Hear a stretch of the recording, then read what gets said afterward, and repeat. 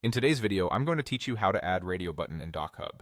If you're building a clean professional form where people should pick just one choice from a list, like yes or no, or option A, B, or C, radio buttons are the perfect tool. I'll walk you through the exact steps and share simple tips so your form looks neat and works the way you expect. First, open your document. Head to DocHub.com in your browser, then upload your PDF or open one you already have in your account. Give the file a moment to load so the toolbar fully appears. It helps to start on a page where you plan to add choices, like a section with questions that require a single answer. Next, enable Form Editing Mode.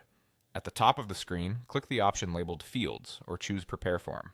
Either one will activate the interactive form tools you need.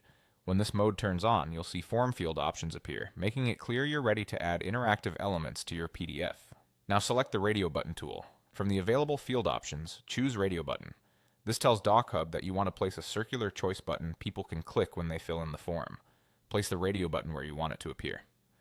Move your cursor to the spot beside the text you're using for your choices, then click once to drop the button into the document.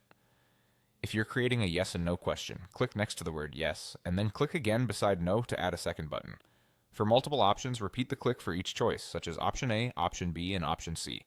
Adjust the size and position so everything lines up. Click and drag to move a button, and use the resize handles to make it slightly larger or smaller until it feels balanced with your text. Zooming in can help with precise placement.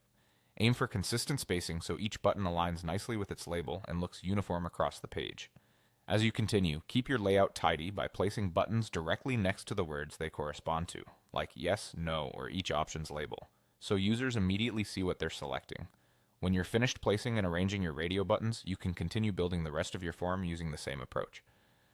That's all there is to adding radio buttons in DocHub. Simple, clear, and ready for your respondents.